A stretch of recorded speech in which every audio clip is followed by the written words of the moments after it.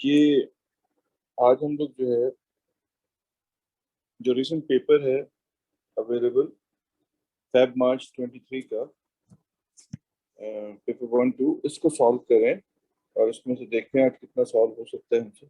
बाकी फिर कल सॉल्व कर लेंगे। तो पहला क्वेश्चन है, what represents a physical quantity. तो अगर आप पहली पहली क्लास और फर्स्ट स्टेटमेंट आपकी क्लास की रिकॉल करें, तो फिजिकल क्वांटिटी का मैंने मतलब ये लिखवाया था कि the result of measurement, physical quantity is a result of measurement. और जब भी हम आपको कहते थे कि आपने क्वांटिटी लिखना है, तो आप क्या करते थे, उसका न्यूमेरिकल वैल्यू,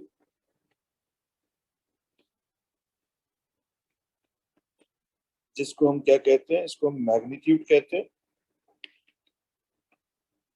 और उसके साथ उसका यूनिट जो है वो आप लिखते हैं। यानी मैग्नीट्यूड और यूनिट जो है ये क्या बनाते हैं, ये एक फिजिकल क्वांटिटी को फॉर्म करते हैं। तो अगर हम इस एमसीक्यू को देखें, तो इस एमसीक्यू में फर्स्ट ऑप्शन में सिर्फ नंबर लिखा हुआ है, इट्स मैग्नीट्यूड।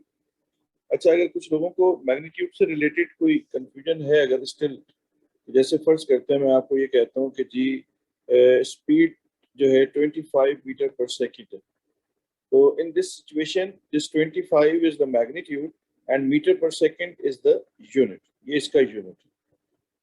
तो बिल्कुल ऐसे ही अगर इस क्वेश्चन को अगर आप देखें, तो इस क्वेश्चन के अंदर थ्री जो है, इट्स इट्स अ मैग्नीट्यूड, ये मैग्नीट्यूड है, किलोग्राम यूनिट है, और डी जो है ये आपके पास परसेंटेज आ रही है, एक नंबर है, और 7 न्यूटन जो है, this is what this is physical quantity. तो पहला जो पार्ट है उसका ऑप्शन बन गया सी। बहुत आसान क्वेश्चन था। फिजिकल क्वांटिटी उसने कहा इन गिवन ऑप्शंस में से कौन कौन सी हो सकती है, तो वो आपने यहाँ पे आइडेंटिफाई कर लिया। That is option C. I hope इसमें कोई प्रॉब्लम नहीं है। अगर किसी को कोई मसला हो तो प्लीज मुझे व्हाट्सएप कर दीजिएगा। नेक्स्ट क्वेश्चन जो है आपके पास, वो आपके पास ये है कि आपको, एक मिनट बेटा,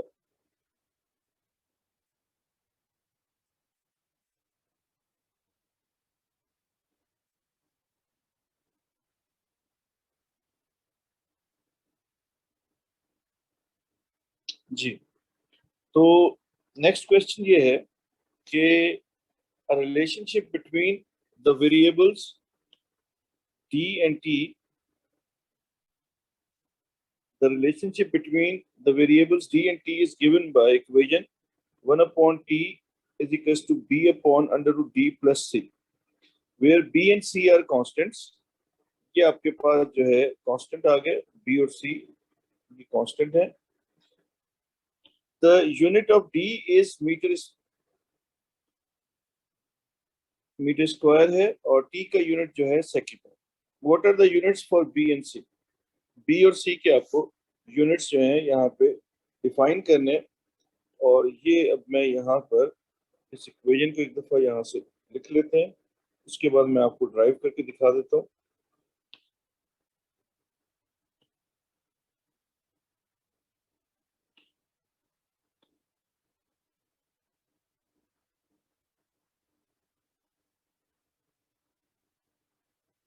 हमें यूनिट्स चाहिए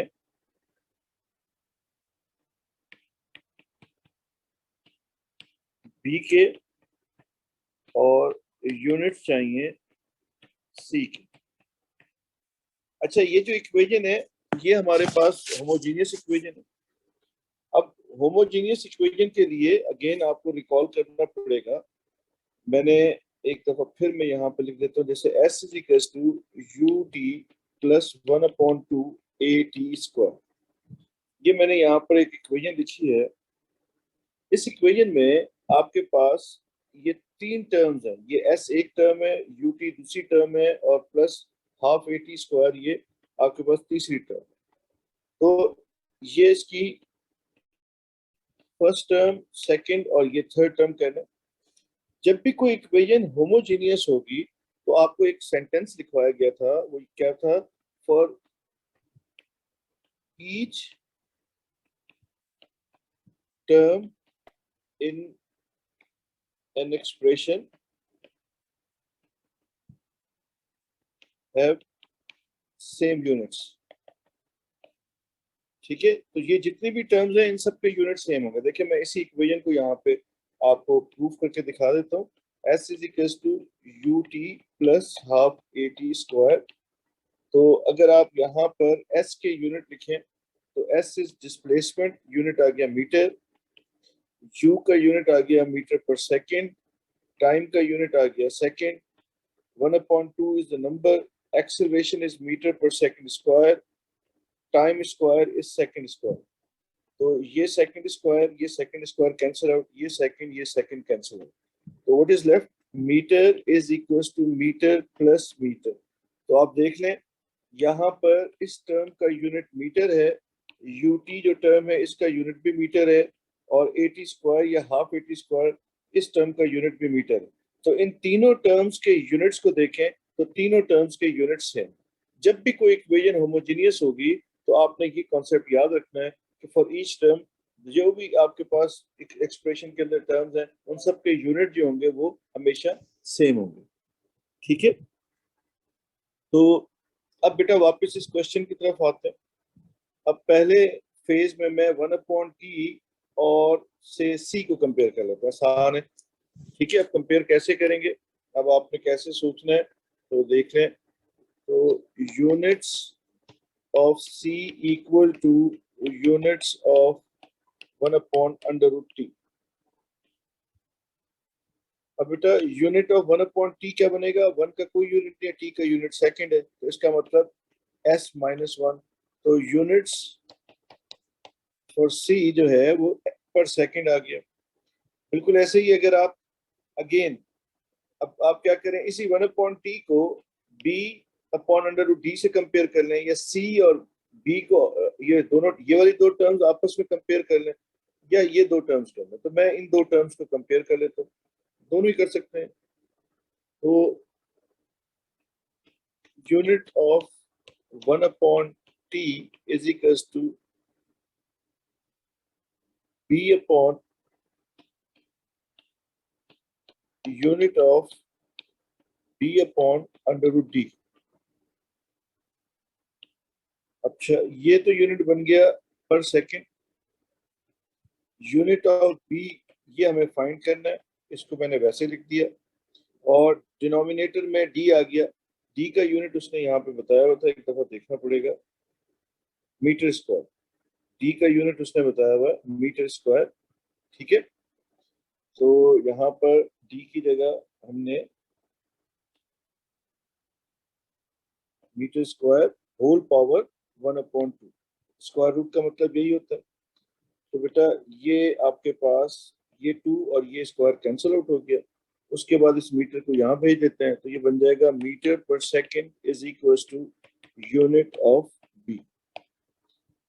तो बी का यूनिट मीटर पर सेकंड आ गया, सी का यूनिट पर सेकंड आ गया। अब वापस ऑप्शंस की तरफ आ जाता हूँ मैं। तो बी का यूनिट मीटर पर सेकंड है और सी का यूनिट पर सेकंड है, तो ऑप्शन क्या बन गया? बी ऑप्शन हमारा आंसर आ गया। ठीक है,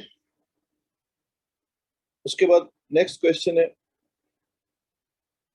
कि a hollow cylinder which is open at both ends has a radius of 3 in 0.0 plus minus 0.1 centimeter and a length of 15 plus minus 0.1 centimeter. What is the value with its absolute uncertainty of the surface area of cylinder? तो cylinder का surface area consider करना पड़ेगा, और ये दोनों and से open है। ठीक है, ओपन फ्रॉम बोथ एंड्स। तो यहाँ अगर मैं इसका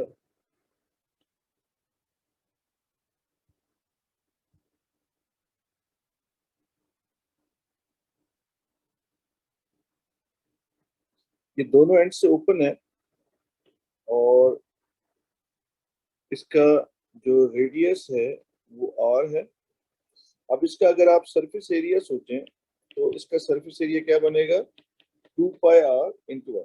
ये लेंथ आ गई, और क्योंकि ये दोनों एंड से ओपन है तो ये इसका सरकमफेरेंस आ जाएगा 2πr इंटू r। ये इसका टोटल सरफेस एरिया आ गया। आई होप ये बात यहाँ पे क्लियर है। इस सिलेंडर का ये सरफेस एरिया आ गया। अब बेटा यहाँ पर मैंने इसको सॉल्व किया हुआ है, तो 2πr l, तो रेडियस आपके पास 3 है, तो यहाँ पे रेडियस की जगह 3 आ गया, और इसकी जो लेंथ है वो 15 है, तो यहाँ पर ये मैंने 15 इसकी लेंथ है। तो यहाँ से जो सरफेस एरिया मैंने कैलकुलेट किया दैट इज 282.7 सेंटीमीटर स्क्वायर। ये मेरे पास इसका सरफेस एरिया आ गया।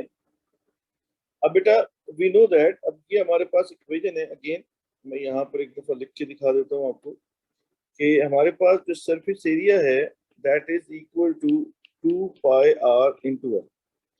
तो हमने आपको कहा था अगर आपके पास डिवीजन या मल्टीप्लिकेशन का केस होता है तो आप हमेशा क्या करेंगे, आपने फ्रैक्शनल अनसर्टेनिटीज जो है वो वर्कआउट करनी होती हैं। ठीक है, जो भी क्वांटिटीज होंगी। ठीक है, फॉर एग्जांपल अगर हमारे पास कोई क्वांटिटी है x raise to power a, y raise to power b upon z raise to power c। अब अगर मैं आपको बोलूं बेटा इसकी फ्रैक्शनल अनसर्टेनिटीज लिखें, और फर्ज करते हैं ये बराबर है m raise to power p के। अब मैं आपको बोलता हूँ कि बेटा इसका फ्रैक्शनल एरर बनाओ, तो अब आप फ्रैक्शनल एरर कैसे बनाएंगे, power delta m upon m। ये आपके पास m का एरर आ गया डिवाइडेड बाय मेजरमेंट, और पावर से ये मल्टीप्लाई हो जाएगा। ठीक है, is equals to a delta x upon x plus b delta y upon y plus c delta z upon z। ये आपके पास फ्रैक्शनल अनसर्टेनिटी की इक्वेशन बन जाएगी। ठीक है, जो पावर होती है वो फ्रैक्शनल अनसर्टेनिटी से मल्टीप्लाई हो जाती है। तो बिल्कुल अब यहाँ पे अगर इसकी इक्वेशन बनाए हम, तो error in surface area upon surface area is equal to 2πr constant, इनका कोई फ्रैक्शनल एरर नहीं बनेगा, delta r upon r plus delta l upon l। ये हमारे पास इक्वेशन आ जाएगी। तो error in surface area would be delta r upon r delta l upon l into surface area। ये हमारे पास इक्वेशन बनेगी, और यही चीज, यही कॉन्सेप्ट मैंने यहाँ पे यूज करके कैलकुलेशन की है। ये आपके पास कैलकुलेशन नजर आ रही है आपको। ये इक्वेशन है जो मैंने अभी स्टेट की थी आपको, फिर मैंने इस सरफेस एरिया को यहाँ पर भेज दिया। तो सरफेस एरिया मैंने ऊपर कैलकुलेट किया हुआ है दैट इज 282, ये यहाँ पे आ गया। अगर हम इनका एरर देखें r का, तो delta r is 0.1 and r की वैल्यू 3 है, while length is having error 0.1 and the value of length is 15। तो ये मैंने यहाँ पर बेटा ये वैल्यूज रखी, इनको कैलकुलेटर से मैंने कैलकुलेट किया, तो ये 11 जो है आंसर आ रहा था। एंड अगर आप याद करें तो मैंने आपको यही कहा था कि इट्स गुड, हमारे लिए अच्छा होगा, अच्छा ऑप्शन बनता है अगर एक एसएफ में लिखें। बहरहाल अब क्योंकि एमसीक्यू सॉल्व कर रहे हैं, P2 नहीं है, इसलिए मैं ऑप्शंस की तरफ गया वापस। तो यहाँ पर मेरा एरर जो है वो 11 आ रहा था, और 11 के नियरेस्ट जो वन सिग्निफिकेंट फिगर में मुझे 10 नजर आया। तो इसका मतलब ये है कि मेरा जो एरर है वो 10 है, और मेरी जो वैल्यू होगी वो क्या बन जाएगी, 282 जो है। जब मैं इसको 2SF में या 3SF में चले लिख रहा हूँ तो 280 मैंने इसको राउंड ऑफ करके लिख दिया। मेरे ख्याल से इसमें कोई प्रॉब्लम नहीं है, मैंने एरर से इसको सॉल्व किया, एरर फाइंड कर ली, वही इसका ऑप्शन बन गया। किसी और जगह पे एरर जो है इसके इक्वल नहीं है। एनी क्वेरी, कोई मसला नहीं है। ठीक है, उसके बाद नेक्स्ट क्वेश्चन। क्वेश्चन ये है कि a snooker ball of mass 0.2 kilogram has a collision so that its direction of movement changes by an angle 92। यानी ये बॉल है, ये बॉल इस तरह से मूव करती हुई आ रही है, ये किसी चीज से स्ट्राइक करती है, स्ट्राइक करके फिर ये अपने इनिशियल जो डायरेक्शन है उससे परपेंडिकुलर 90 डिग्री पे मूव कर। तो the ball has a speed of 0.4 meter per second before collision and a speed of 0.3 meter per second after collision. What is the magnitude of the change in momentum of snooker ball? We need the change in momentum. Change in momentum हमें चाहिए, तो यहाँ पर final में से initial को हमने minus कर देना है, तो हमारे पास चेंज इन मोमेंटम आ जाएगा। तो अगर आप इन वेक्टर्स को सोच लें, मैंने यहाँ पे ये वेक्टर्स ड्रॉ किए हुए हैं, ये मेरे पास इनिशियल मोमेंटम है, ठीक है, इसको मैं यहाँ पे हाईलाइट कर रहा हूँ, ये मेरा इनिशियल मोमेंटम है, से इसको मैं पी आई लिख रहा हूँ। उसके बाद ये मेरा जो है ये फाइनल मोमेंटम है, इसको मैं पी एफ लिख रहा हूँ, और चेंज इन मोमेंटम जो है that is final momentum minus initial momentum. अब मुझे वेक्टर डायग्राम बनानी है, और अगर आप वेक्टर पे याद करें वेक्टर एडिशन को, तो subtraction of a vector is actually the addition, ये होता था। तो जिस वेक्टर के साथ माइनस साइन आ रहा होता था उसकी डायरेक्शन को हम क्या करते थे, रिवर्स कर देते थे। तो अगर पी आई की डायरेक्शन टू द राइट इस तरफ है, तो negative P I is exact इससे अपोजिट होगा, ठीक है। तो इसीलिए मैं अब इस वेक्टर को इस तरह से ड्रॉ कर रहा हूँ, ये वेक्टर मेरे पास आ गया माइनस पी आई, यूं सोच लें आप इसको। अब मैंने हेड एंड टेल रूल को यूज किया, पहला वेक्टर कौन सा लिखा हुआ है, पी एफ, तो ये मैंने पी एफ वेक्टर को ड्रॉ कर दिया।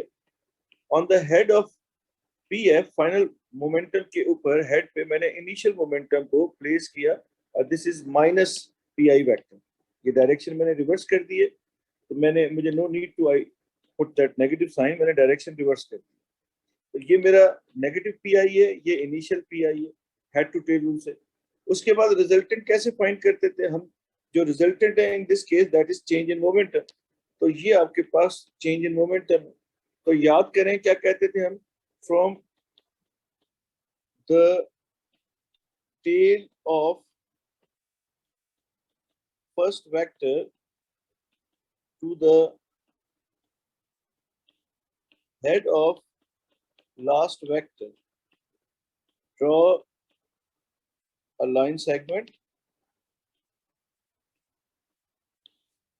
direction is always to the last vector। ये मैंने लिखवाया भी होगा क्लास में। तो ये मेरा पहला फाइनल मोमेंटम का वेक्टर आ गया, फिर इसके हेड पे ये इनिशियल मोमेंटम का वेक्टर आ गया। From the tail of the first vector is final momentum, इसकी टेल से to the head of the last vector is P I, इन दोनों को मैंने ज्वाइन किया, and the direction of resultant is always to the last vector, तो ये इसकी डायरेक्शन आ गई। But in this case he is asking for the magnitude, तो I am not interested in direction. तो मुझे अब ये फाइनल मोमेंटम और इनिशियल मोमेंटम इनके मुझे मैग्नीट्यूड मिल जाए, तो मुझे ये हाइपोटेन्यूज फाइंड करना है, तो which I can calculate easily by using Pythagoras theorem. So the final momentum would be 0.2. 0.2 is the mass, ये mass आपके पास given है, into final velocity, that final velocity is 0.3, इन दोनों को मैंने multiply कर दिया, final momentum बन गया। तो 0.2 is the mass and initial velocity is 0.4, इन दोनों को मैंने multiply किया, तो ये initial momentum आ गया।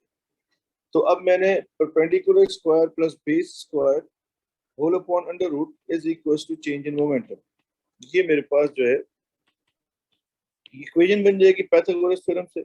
जब मैंने इसे सॉल्व किया तो what I get option B 0.1 kilogram meter पर सेकेंड, ये मेरे पास बेटा इसका आंसर आ गया। तो अगेन आई होप इसमें किसी को कोई प्रॉब्लम नहीं है, कोई मसला नहीं है। अगर कोई प्रॉब्लम है तो मुझे आप व्हाट्सएप पे बता दें, तो मसला है कहीं पे, ठीक है। बड़े आसान से क्वेश्चंस हैं ये, सिंपल वेक्टर का बेसिक कॉन्सेप्ट है।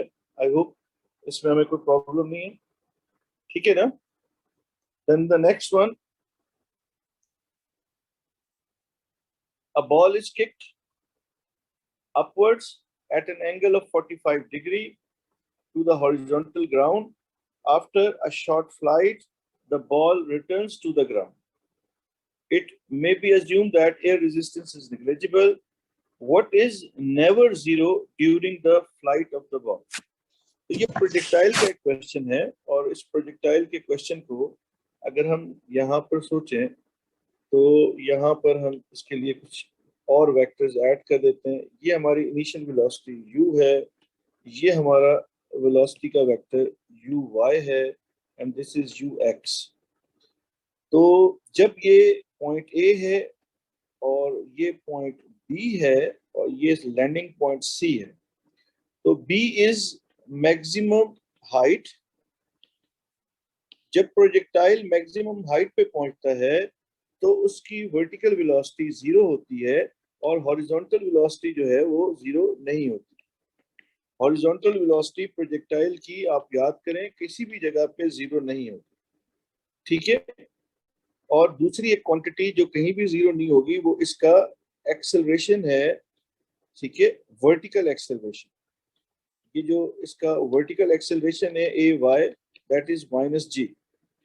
तो इसका वर्टिकल एक्सेलरेशन -g, ये कभी 0 नहीं होगा, और ux हॉरिजॉन्टल वेलोसिटी ये कहीं पे भी 0 नहीं होगी। बाकी बेटा आपके पास अगर आप देखें काइनेटिक एनर्जी 0 नहीं होगी क्योंकि हॉरिजॉन्टल मोशन तो रहेगी। अब बेटा ये ऑप्शंस की तरफ जाते हैं, क्या 0 नहीं हो सकता? उसने यही कहा है ना, what is never 0 during the flight of the ball, the horizontal component of ball acceleration. भाई एक्सेलरेशन तो पूरी प्रोजेक्टाइल में 0 होता है, तो ये ऑप्शन गलत है। उसके बाद नेक्स्ट है the horizontal component of balls velocity. Yes, horizontal component of velocity जो है, हॉरिजॉन्टल वेलोसिटी वो कभी भी 0 नहीं होगी according to given conditions. The vertical component of ball's momentum, तो मैक्सिमम हाइट पे वेलोसिटी 0 है तो मोमेंटम भी तो 0 होगा, तो इसलिए ये भी गलत है। The vertical component of the balls velocity, तो मैक्सिमम हाइट पे वर्टिकल वेलोसिटी 0 होती है, तो डी ऑप्शन भी गलत है। तो best possible answer in given situation में बी बन रहा है, तो B is our answer. Now the next one, the graph shows the variation with time t of the displacement s of an object. Which graph represents the variation with time t of acceleration of object? Object की acceleration को कौन सा graph जो है best represent करेगा, ये आपको define करना है। तो ये पहले इसको मैंने जूम कर दिया। ये कौन सा ग्राफ है? ये आपके पास डिस्प्लेसमेंट टाइम ग्राफ है। इसका जो ग्रेडियंट है डिस्प्लेसमेंट टाइम ग्राफ का वो है वेलोसिटी। अगर आप काइनेमेटिक्स को रिकॉल करते हैं तो आपको ग्रेडियंट के लिए कुछ शेप याद कराए गए थे, वो दोबारा से यहाँ पे मैं ड्रॉ कर रहा हूँ। उनकी सिग्निफिकेंस भी आपको रिकॉल करा रहा हूँ, आई होप आप लोगों को याद होंगे। पहला तो इस तरह की लाइन थी, दूसरी लाइन हमारे पास ये है, फिर हमने आपको ये एक शेप याद करवाया था, फिर एक शेप ये था, फिर एक शेप ये था, और फिर एक शेप हमने इस तरह से वर्कआउट किया। तो ये 4-5 शेप हमने आपको याद करवाए थे, अगर आप याद करें तो।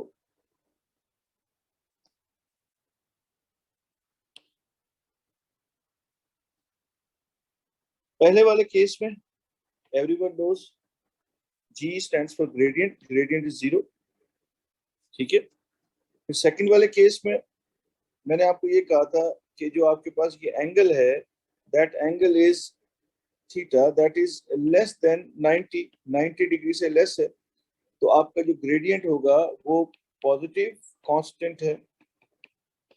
लाइन देखें, ये कांस्टेंट ग्रेडियंट की लाइन है, स्ट्रेट लाइन है, और एंगल जो है लेस देन 90 है, तो पॉजिटिव कांस्टेंट आपके पास ग्रेडियंट है, ठीक है। इसको कंपेयर कर ले चले, कुछ लोगों के जहन में क्वेश्चन आ रहा होगा, आई नो। इसको इस लाइन से कंपेयर कर लें। नाउ दिस एंगल, अगर आप इस एंगल को देखें तो this angle is greater than 90 degree, तो ग्रेडियंट आपके पास कैसा होगा? नेगेटिव होगा, लेकिन है ये भी कांस्टेंट। तो कांस्टेंट नेगेटिव ग्रेडियंट है ये आपके पास, ठीक है। तो this angle is greater than 90 degree, तो ग्रेडियंट आपने सोचा कि ये नेगेटिव है और ग्रेडियंट ये आपका कांस्टेंट है, तो this is constant negative gradient in this given situation and this is positive constant gradient. और ये याद करवाया होगा, याद है, मेरी आदत है, हमने ऐसे किया होगा, ये angle theta that is smaller than 90 degree, so gradient is positive and this gradient is constant, ठीक है, याद आ गया बेटा। उसके बाद ये डायग्राम नेक्स्ट पे आ जाए, दिस इज से this diagram is 1, this is 2 and now this is 3। Diagram 3 को डिस्कस करते हैं, जूम कर दिया मैंने इसको। तो इट्स अ कर्व, तो जब भी कर्व होगा तो ग्रेडियंट में चेंज होगा, स्ट्रेट लाइन पे ग्रेडियंट चेंज नहीं होगा, ये वेरिंग ग्रेडियंट। अब आपको कहा था कि जो ये आपके पास एक्स एक्सिस पे वैल्यू 0 है, यहाँ पर आपने देखना है कि इस जगह पे आपके पास किस तरह का है। तो यहाँ पर अगर आप देखें तो ये आपके पास जो है इनिशियल ग्रेडियंट, जो इनिशियल ग्रेडियंट है वो आपके पास कैसा है बेटा,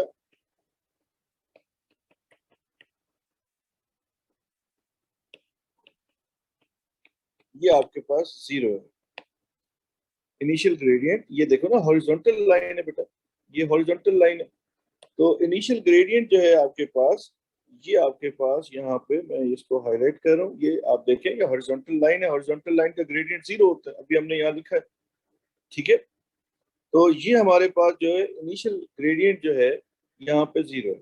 तो अब आपको सेंटेंस याद आना चाहिए, if initial gradient is 0 then it's increasing gradient. याद आ गया, अगर इनिशियल ग्रेडियंट 0 था तो हम कहते थे ग्राफ का ग्रेडियंट जो है ये इंक्रीजिंग है, ठीक है। उसके बाद अब डिसाइड करना है वेदर इट्स पॉजिटिव और नेगेटिव। तो टू डू दैट हम क्या करते थे, हम इस ग्राफ के ऊपर एक पॉइंट चूज करते थे और पॉइंट चूज करके हम उस पॉइंट का टेंजेंट ड्रॉ कर लेते। तो अगर मैं इस टेंजेंट को देखूं तो दिस टेंजेंट, ये जो मेरी स्ट्रेट लाइन है, इसका मैं अगर आपको इसको देखें तो दिस इज व्हाट अगेन 90 से लेस है, इट्स पॉजिटिव। तो ये आपके पास अब आपको याद आ जाना चाहिए, it's a positive increasing gradient, it's positive increasing gradient, ठीक है। अच्छा, अब बेटा इधर आ जाए वापस, एक ग्रेडियंट और है जो यहाँ पे मैंने मिस किया हुआ है।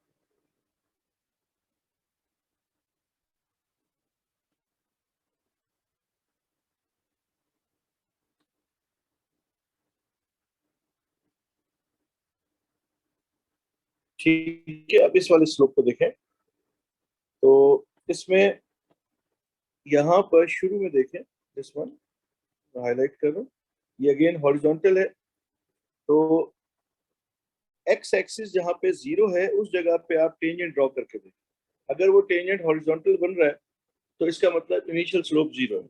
अभी मैंने कहा था इफ इनिशियल स्लोप और gradient is 0 then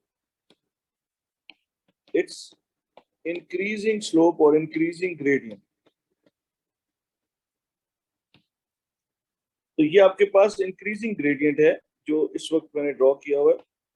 then how to decide whether it's positive और नेगेटिव, अगेन अब आपको क्या करना पड़ेगा, आपको एक टेंजेंट ड्रॉ करना पड़ेगा, समवेयर मिडिल पे पॉइंट चूज किया और उसका आपने ये टेंजेंट ड्रॉ कर दिया।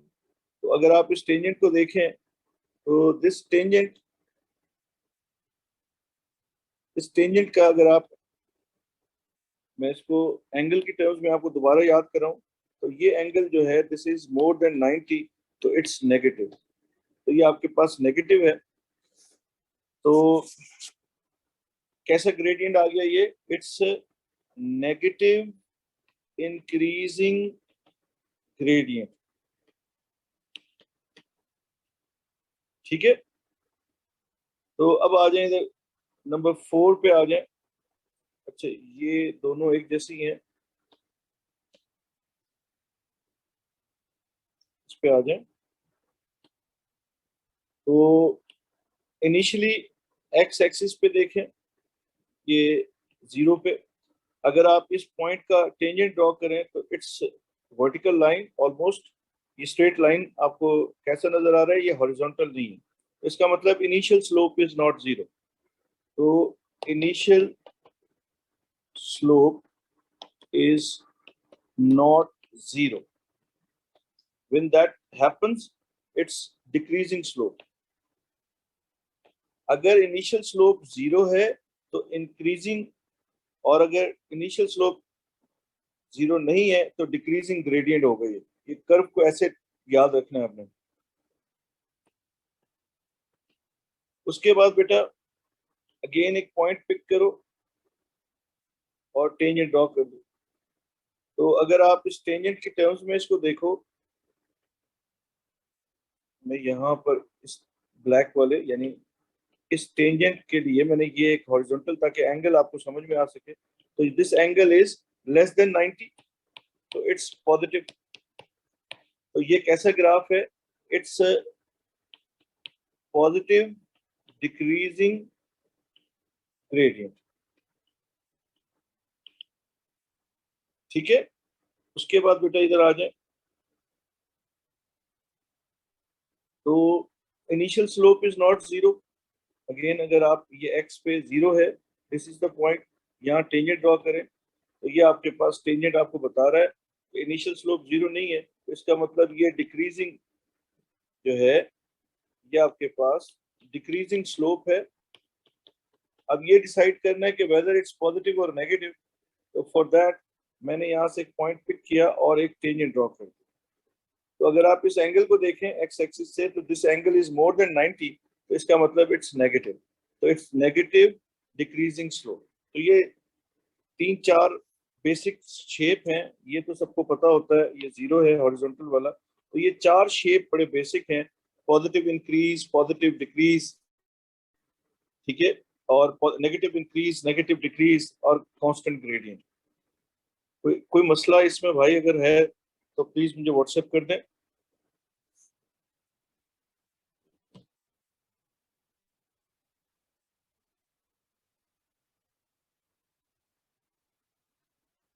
ठीक है, म्यूट नहीं है माइक। ठीक है भाई, तो ये हमारे पास था। अब ये सारी कहानी मैं क्यों सुना रहा था, ये मैंने रिकॉल कराया आपको। बेसिकली इन ग्राफ्स के ग्रेडियंट पे बच्चे बहुत परेशान हो रहे होते हैं।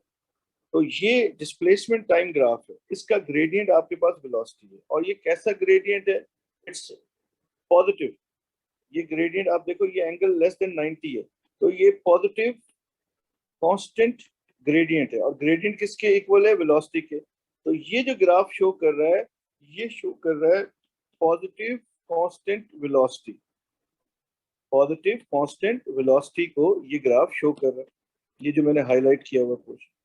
तो इसलिए मैंने यहाँ पे पॉजिटिव कांस्टेंट वेलोसिटी ड्रॉ कर दी। उसके बाद यहाँ पर एकदम इसमें चेंजेस आती हैं ग्रेडियंट में, और ये ग्रेडियंट इस तरह से टिल्ट हो जाता है, तो इट्स नेगेटिव कांस्टेंट वेलोसिटी। तो ये नेगेटिव साइड पे कांस्टेंट आ गई। दो ये दोनों बराबर थे, ग्रेडियंट दोनों बराबर है, ये थोड़ा सा मुझसे डिस्टेंस सेम नहीं रहा, पर नेगेटिव कांस्टेंट वेलोसिटी आ गई। उसके बाद फिर यहाँ पे पॉजिटिव कांस्टेंट वेलोसिटी, ये आ गई पॉजिटिव कांस्टेंट वेलोसिटी। फिर ये आ गया नेगेटिव कांस्टेंट वेलोसिटी, ये आ गया नेगेटिव कांस्टेंट वेलोसिटी। अच्छा, वेलोसिटी जब कांस्टेंट होगी तो एक्सेलरेशन सबको पता है 0 है। तो वीटी ग्राफ का जो ग्रेडियंट होता है वो एक्सेलरेशन होती है। तो ये हॉरिजॉन्टल लाइन है, अभी मैंने बताया था हॉरिजॉन्टल लाइन का ग्रेडियंट क्या होगा, 0 होगा। तो यहाँ पे एक्सेलरेशन आपके पास 0 आ गई। यहाँ पे ग्रेडियंट क्या होगा, ये आपके पास एक्सेलरेशन 0 है, यहाँ पे एक्सेलरेशन 0 है, यहाँ पे एक्सेलरेशन 0 है। तो अब इन गिवन ऑप्शंस में एक्सेलरेशन का अगर मैं ग्राफ देखूं, तो ऑप्शन ए में एक्सेलरेशन 0 नहीं है, सी में भी 0 नहीं है, बी में भी 0 नहीं है, D is the only option जहां पे एक्सेलरेशन मुझे यहाँ पे 0 मिल रही है। और ये जो स्पाइक्स नजर आ रहे हैं, ये उस ओकेजन पे हैं जब ये अपनी डायरेक्शन को चेंज कर रहे हैं, पॉजिटिव से नेगेटिव ग्रेडियंट की तरफ जा रहे हैं। उस ओकेजन पे इसके अंदर एक्सेलरेशन आ रही है, क्योंकि यहाँ पे कुछ ना कुछ वेलोसिटी में चेंजेस आ रही हैं, चाहे वो डायरेक्शन में है चाहे वो स्पीड में है, जो भी है वो इस ग्राफ में पता नहीं लग रही। लेकिन ये जरूर पता लग रहा है कि यहाँ एक्सेलरेशन 0 है, क्योंकि वेलोसिटी कांस्टेंट है। Then the next question, which expression defines force? The force is rate of change of momentum, Newton's second law, delta P upon T. तो mass into change in speed into time, ये बात गलत है, equation हमें ये देखनी है। Mass into change in speed upon time, ये बात भी गलत है, क्योंकि its mass into change in velocity, it's not about speed. यहाँ पर ये जो वेरिएबल आएगा, दिस शुड बी मास। अगर कोई बंदा ये सोच रहा है तो ये बात सही है, तो ये वो गलत सोच रहा है, क्योंकि there should be delta V. Delta V is change in velocity, it's not speed. So this option is wrong. ये भी आपके पास ऑप्शन गलत है, ये भी गलत है, ये भी गलत है। Change of momentum into time, ये बात भी गलत है। तो जो बेस्ट पॉसिबल यहाँ पे डी ऑप्शन बन रहा है, change in momentum upon time, that is D option. ठीक है, आई होप इसमें मसला नहीं है। नेक्स्ट क्वेश्चन, ये भी पास पेपर का क्वेश्चन है। A ship of mass 8.4 into 10 power 7 kilogram is approaching a harbor with a speed of 16.4 meter per second. By using reverse thrust, it can maintain a constant total stopping force of 9200,000 newtons. तो ये आपके पास reverse thrust पे ये force लग रही है। ठीक है, मास उसने दिया हुआ है हमें, और हमें फाइंड क्या करना है, how long will it take to stop. Stop करने के लिए कितना टाइम लगेगा, हाउ लॉन्ग टाइम हमने फाइंड करना है। अब टाइम फाइंड करना है, तो अगर मैं काइनेमेटिक्स की तरफ आपको ले जाऊं, तो हम पढ़ते थे SUVAT। तो हम आपको कहते थे कि आप स्वेट को फिल करें। तो इन द गिवन सिचुएशन, आपके पास जो सिचुएशन है, इसमें ये आपके पास U है, दिस इज योर U, और ये स्टॉप कर रहा है इसको, तो फाइनल वेलोसिटी 0 है। तो U इज 16.4,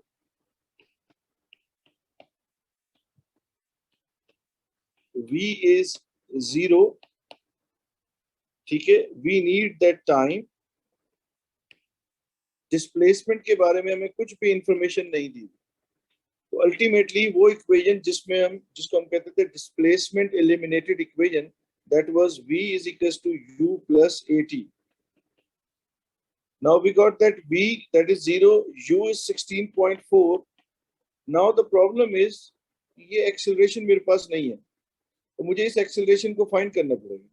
तो इस एक्सेलरेशन को फाइंड करने के लिए व्हाट आई डिड, मैंने F is equals to ma को यूज किया। तो मुझे मास उसने दिया हुआ है और मुझे फोर्स भी उसने दी है।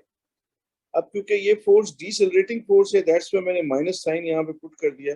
उसने रिवर्स किए थ्रस्ट को, डायरेक्शन ऑफ फोर्स उसने उलट कर दिए, तो that's why I kept that negative sign over here. मैंने ये नेगेटिव साइन यहाँ पे इसलिए पुट किया। तो अब मैंने यहाँ से ये एक्सेलरेशन की वैल्यू आ गई। अब बेटा V is equals to U plus AT, V0, U 16.4, acceleration आ गई माइनस, ये प्लस था ना, plus minus minus 9200,000, 8.4 into 10 power 7 मास into टाइम। ये मैंने एक्सेलरेशन की वैल्यू जो ये थी, इस वैल्यू को यहाँ रख दिया। टाइम मुझे फाइंड करना है। यहाँ से जब मैंने टाइम को कैलकुलेट किया, तो ये आ रहा था 1497.4 seconds.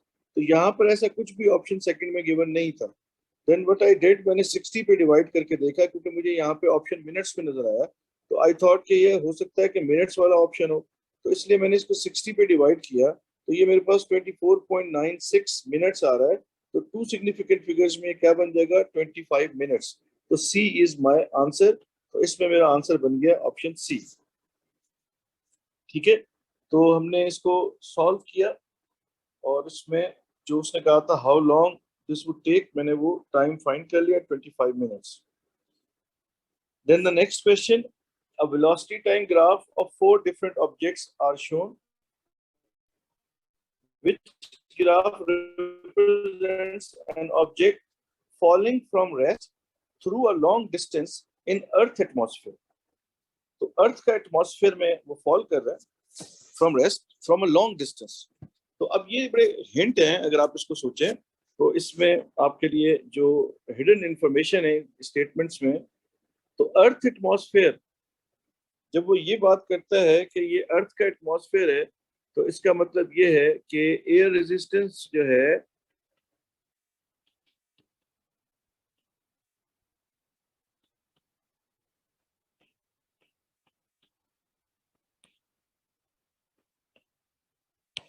Air resistance is not ignored, air resistance should be considered. और ये जब लॉन्ग डिस्टेंस से फर्ज करते हैं, ये क्या चीज, ग्राफ फोर, अच्छा कोई भी ऑब्जेक्ट है, तो वो जब लॉन्ग डिस्टेंस से फॉल करेगा, तो अब आप याद करें बेटा, एक कॉन्सेप्ट्स में आपको, ये एक ऑब्जेक्ट है, इसका लोड डाउनवर्ड एक्ट कर रहा है और इस पे एयर रेजिस्टेंस या ड्रैग, इसको मैं डी से डिनोट कर रहा हूँ, ये आपके पास अपवर्ड एक्ट कर रही है। Air resistance always acts opposite to velocity, ठीक है। तो अब आपकी इक्वेशन क्या होती थी, weight minus drag is equal to resultant force, याद आ रहा है।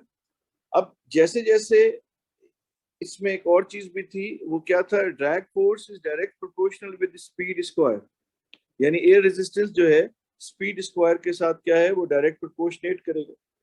अब बेटा ये बॉल जैसे गिरेगा तो इसका स्पीड बढ़ेगी, जब इसकी स्पीड बढ़ेगी तो इस पे लगने वाली ड्रैग फोर्स क्या होगी, वो बढ़ती जाएगी। जब ड्रैग फोर्स जो कि वेट में से माइनस हो रही है ये बढ़ती जाएगी, तो जो फैक्टर सब्ट्रैक्ट हो रहा है वो बढ़ रहा है। तो इसका मतलब जो इन दोनों का जो आपके पास रिजल्ट आएगा, रिजल्टेंट फोर्स, वो क्या होगा, वो कम होता जाएगा। इसका मतलब due to increase in speed drag force also increases, due to increase in drag the resultant force is decreasing, and we know that the resultant force is mass times acceleration. तो इसका मतलब ये है कि रिजल्टेंट फोर्स जैसे ही आपके पास decrease होके zero होगा, तो एक्सेलरेशन भी जीरो हो जाएगा, और एक्सेलरेशन जब जीरो होगा तो वेलोसिटी कांस्टेंट हो जाएगी, और उस कांस्टेंट वेलोसिटी को हम टर्मिनल वेलोसिटी कहते थे। याद आ गया भाई, कोई प्रॉब्लम इसमें? तो आपके पास यहाँ पर जैसे जैसे ये ऑब्जेक्ट फॉल करेगा इसका स्पीड बढ़ेगा, जब इसका स्पीड बढ़ेगा तो इस पर लगने वाली ड्रैग फोर्स बढ़ जाएगी, and when that drag increases the resultant force W minus D that is decreasing, ये decrease करेगा, that means net force is decreasing. When that net force is decreasing, the acceleration is decreasing. When the net force becomes zero, the acceleration also becomes zero, and object descends with constant velocity, and that constant velocity is known as terminal velocity. ये इसकी जो hidden information, यानी जो concept examiner यहाँ पे चाहता था इस स्टेटमेंट को पढ़ के आपके जहन में रिकॉल होना चाहिए, वो ये कॉन्सेप्ट था जो मैंने यहाँ पे आपको रिकॉल कराया।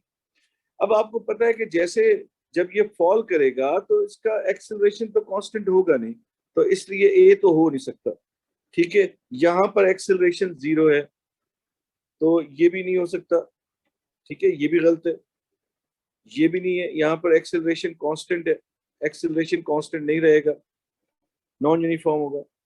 अगर आप सी ऑप्शन को देखें तो यहाँ पर इनिशियल स्लोप इज जीरो, ये आपके पास इसका ग्रेडियंट बढ़ रहा है, इसका मतलब एक्सेलरेशन बढ़ रही है। ऐसा हरगिज नहीं है, एक्सेलरेशन कम हो रही है। यहाँ पे दोबारा वापस आ जाए, आप दोबारा यहाँ सोचो, स्पीड बढ़ेगा, ड्रैग फोर्स बढ़ेगी, ड्रैग फोर्स जब बढ़ेगी तो रिजल्टेंट फोर्स कम होगी, जब रिजल्टेंट फोर्स कम होगी तो एक्सेलरेशन कम होगा। तो इसका मतलब ऐसा ग्राफ होना चाहिए जिसमें एक्सेलरेशन कम हो रहा है। तो बेटा यहाँ तो एक्सेलरेशन जो है, यहाँ पर इस ग्राफ में एक्सेलरेशन बढ़ रहा है, तो दिस इज नॉट करेक्ट।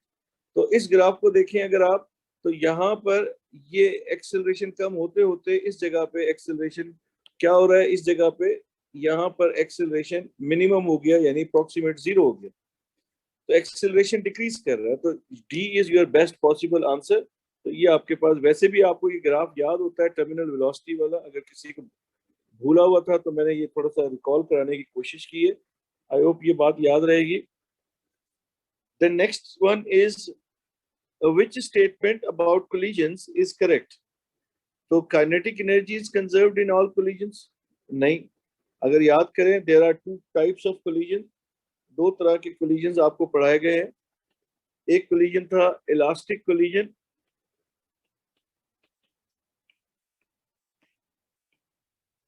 इसमें मोमेंटम और काइनेटिक एनर्जी कंजर्व थे, और दूसरा कोलिजन आपके पास था इनइलास्टिक कोलिजन। इसमें मोमेंटम तो कंजर्व होता है, मोमेंटम तो हर कोलिजन में कंजर्व होगा, लेकिन kinetic energy is not conserve. Conserve का मतलब क्या है? टकराने से पहले और टकराने के बाद, before collision and after collision the quantity remains same, तो हम उसको कहते हैं कि ये कंजर्व हो रही है। Yes, which statement about collision is correct? Kinetic energy is conserved in all collision, ये बात गलत है, सिर्फ और सिर्फ इलास्टिक कोलिजन में कंजर्व होगी। Momentum is only conserved in perfectly elastic collision. Perfectly elastic collision में मैंने अभी आपको बताया काइनेटिक एनर्जी मोमेंटम ये दोनों कंजर्व होते हैं।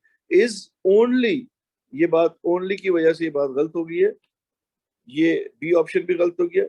फिर था the relative speed of approach is equal to the relative speed of separation for perfectly elastic collision. Yes, ये बात बिल्कुल सही है। ये हमने Newton's law of restitution principle में सीखा था कि जो वेलोसिटी ऑफ अप्रोच है वो वेलोसिटी ऑफ सेपरेशन के बराबर है। ये बात बिल्कुल ठीक है। लेकिन अभी डी ऑप्शन पढ़ लेते हैं। When two objects of different masses collide they exert forces of different magnitude on each other. ये बात भी गलत है, क्योंकि जब ये कोलिजन्स के अंदर जब दो बॉडीज स्ट्राइक करती हैं, एक दूसरे से टकराती हैं, जैसे ये दो ऑब्जेक्ट टकरा रहे हैं, ये ए है और ये बी है, तो this is force on B by A and this is force on A by B. तो both forces are equal and opposite. ये न्यूटन्स थर्ड लॉ की फोर्सेस है, एक्शन रिएक्शन पेयर है। ये दोनों फोर्सेस हमेशा एक दूसरे के इक्वल होंगे इन अ कोलिजन। तो इसका मतलब डी ऑप्शन भी हमारे पास गलत है। तो इसमें जो बेस्ट पॉसिबल सिचुएशन है, ए भी गलत था, बी भी गलत है, डी भी गलत है, तो सिर्फ एक सी रह गया है, और जो कि स्टेटमेंट भी सही है कि relative speed of approach is equal to the relative speed of separation for a perfectly elastic collision. तो सी इज आवर आंसर। यहाँ पे सी हमारा आंसर बन गया। नाउ द नेक्स्ट वन, ये हमारे पास क्वेश्चन है। A satellite uses two thrusters to adjust its motion in space. Each thruster exerts a force of 40 Newton on satellite. The line of action of each force is perpendicular to distance 2.3 from the center of gravity of the satellite. These two parallel forces act in opposite direction. ये एक force लग रही है, इससे ये perpendicular distance 2.3, फिर दूसरी force ये लग रही है और इससे भी परपेंडिकुलर डिस्टेंस 2.3। ठीक है। What are the magnitude of torque and resultant force acting on satellite due to the two thrust forces.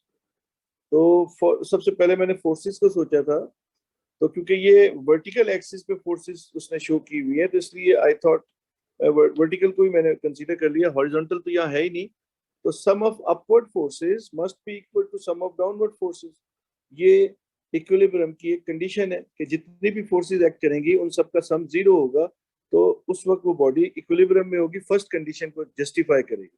तो sum of upward are equal to downward, ये सिचुएशन है। तो रिजल्टेंट फोर्स यहाँ पे क्या बन रही है? जीरो बन रही है। जब भी कोई बॉडी इक्विलिब्रियम में होगी तो उसका जो रिजल्टेंट फोर्स या रिजल्टेंट टॉर्क है उन दोनों को सोचा जाता है। तो ये फर्स्ट कंडीशन ऑफ इक्विलिब्रियम को सेटिस्फाई कर रहा है, तो रिजल्टेंट फोर्स जो है वो जीरो है। तो दिस कुड बी ए और दिस कुड बी सी। तो ये हमारे पास जो है यहाँ पर क्वेश्चन मार्क हम लगा देते हैं, ये दोनों ऑप्शन हमारे सही हो सकते हैं। अब हमें टॉर्क फाइंड करना पड़ेगा। अब आपको अगर याद हो, कपल ऑफ टॉर्क के लिए हमने ये कहा था कि वन ऑफ द फोर्स, किसी भी एक फोर्स को आप ले लें और उसको मल्टीप्लाई कर दें the separation between two forces. Couple में ये बात हमने आपको सिखाई हुई है। हम आपको ये यहाँ पर कहाँ, ये यहाँ पर दोबारा से रिकॉल भी करा देते हैं। ये हमारे पास ये डिस्टेंस है d/2, ये डिस्टेंस d/2, यहाँ पे ये फोर्स है F, ये दूसरी फोर्स है F। तो अगर हम इस फोर्स का टर्निंग इफेक्ट सोचें, ठीक है, से दिस इज F1, तो F1 into d/2, F1 into its perpendicular distance d/2, अब आ गया प्लस F2 into d/2।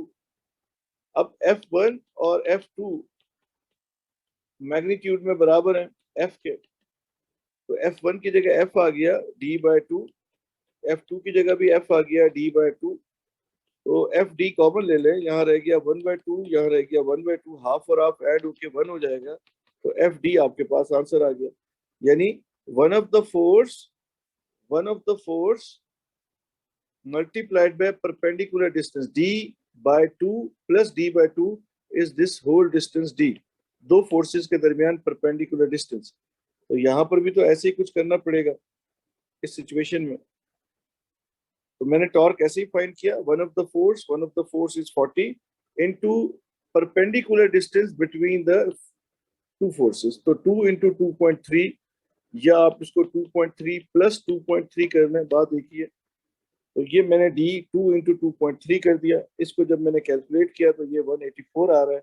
अब 184 ऑप्शन ए में अगर मैं यहाँ पर देखूं तो ये टॉर्क 92 है, तो इसका मतलब ऑप्शन ए जो है वो गलत हो गई, तो ओनली ऑप्शन सी रह गया। एंड 2SF में 184 को अगर लिखेंगे तो वो 180 बन जाएगा, तो C is our correct answer.